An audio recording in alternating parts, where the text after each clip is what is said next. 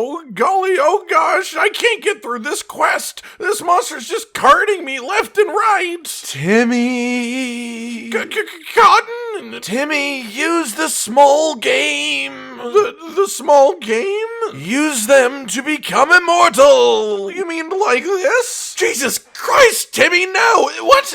No! You mean you didn't want me to wear the severed head of a Kelby? No, Timmy, I wanted you to fucking ride one. Oh, whoops, silly me. Ladies, gentlemen, and monsters of all ages, it is once again an absolutely exciting time in the Monster Hunter World Iceborne, as the updates are rolling back in, and they are back in absolute style. Now, we've already talked to you about our new monster information, so this is going to be about just absolutely everything else we've learned at Developer Diary number 6, which includes a wonderful list of things, including some particularly juicy charm upgrades, a specifically spicy festival, the roadmap for the next phase of Iceborne DLC, and then finally some new paid DLC if you're the type of person who loves pendants and room decor and all of that fancy stuff. Impressive. So, starting off with the charms then, to get the boring skill increases out of the way and get to the fun, wacky armor shenanigans, we have the draw charm getting a 3rd level, which is just absolutely fantastic. This lets it take care of every rank of critical draw, which is just wonderful and makes us a consideration for some specific builds.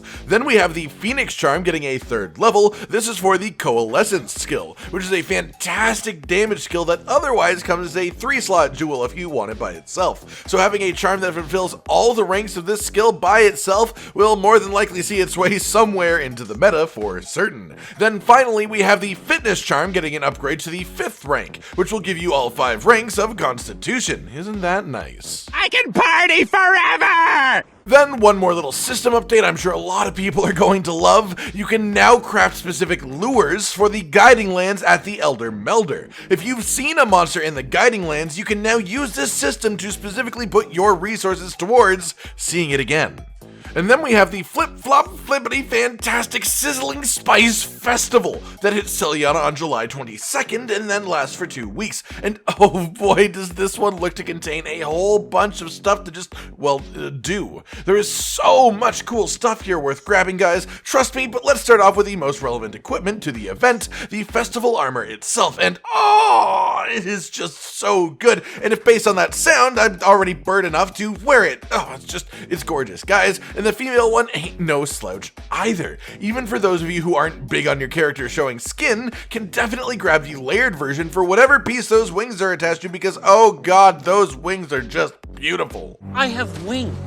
On the subject of retrievable equipment, we also have the Pookie Palico, which is just the greatest goddamn thing, and I just need it so much. And we also have the faux Kelby mask. It's pretty much an exact representation of a Kelby's head. This is just perfect. I mean, ever since the initial Wiggler mask as the first silly helm over 2 years ago, I have said that I wish they were more realistic, not button-eyed, and oh god, they did it. They listened to me for some inexplicable reason, and it is absolutely haunting, but in a glorious way.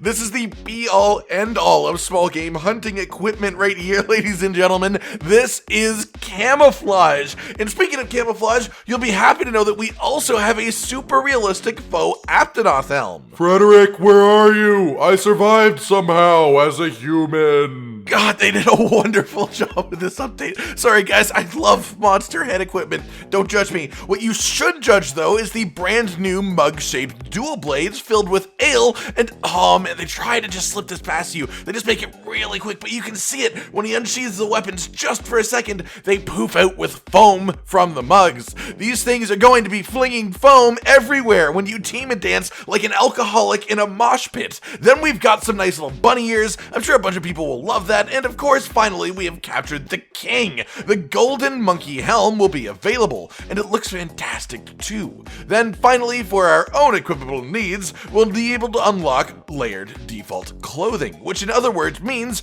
you'll get to be naked. I want to be naked. Or at least as naked as you can be in this game. And I hope this is equipable piece by piece instead of as a set, so you can do things like just straight up hide your belt, as in some sets there are just simply no waist armor pieces that match nicely, so we'll see how that turns out, I guess. Then we've also got the handler outfit, and oh man, I refuse refuse to objectify the handler, no matter how much Capcom is tempting me. But someone I will objectify is the Poogie, who looks like a steaming blade of cracked egg being held by a fake Kulu Yaku. This right here, guys, is peak Poogie design. I thought it was Dodohama, I really did, but it's this. Then, as usual, we get new snowmen for the festival, these ones looking very almost Scarecrow-esque, and the snowheads that you get from getting snowballed from them have these eyes that are eerily reminiscent of a certain air-vibrating elder dragon. Hello? And then we've got our roadmap for the next update hitting sometime in the fall, which contains,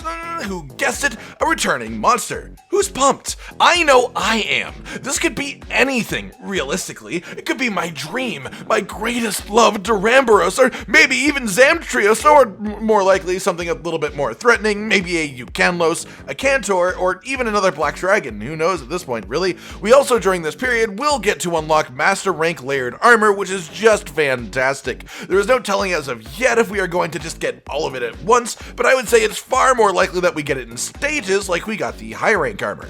And then finally, the new paid downloadable content. Shut up and take my money. Which includes a bunch of pendants, including the luxurious butterfly and Fulgurbug pendants, which are great, but also the ones on the list here. As well, there is a bunch of new decor options for your room, including one that has a grilled frickin' Beatonus on the table. Like, goddamn, that is a statement and a half. And then a number of new monster figures and music player songs are being released as well. So look forward to these if that is the type of thing you're into. Then lastly, but not leastly, we've got a few new Guild and Squad cards coming for those who just really aren't quite content with how theirs looked quite yet.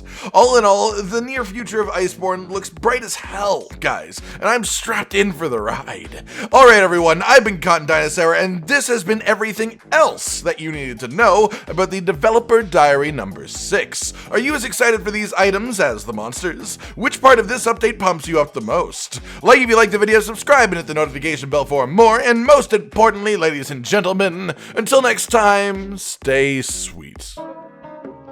This is the brand new outro to tell you all the things that you do that we love, so let's start with something simple and say, oh, we love your eyes. When they're watching us play video games, we make a bunch of jokes that are kinda lame. Or when they gaze upon our failures as we try to kill the monsters or report important news about the Kingdom Animalia. Rage, Cotton, and Hollow are all here, talking about the things you want to hear. So if you want to be the first to hear, like and subscribe and the bell and will cheer. Some of you are patrons, even though we are all the noobs and you're the pros. There's nothing we can do to thank you. No, really, there's nothing we could possibly do. Goodbye.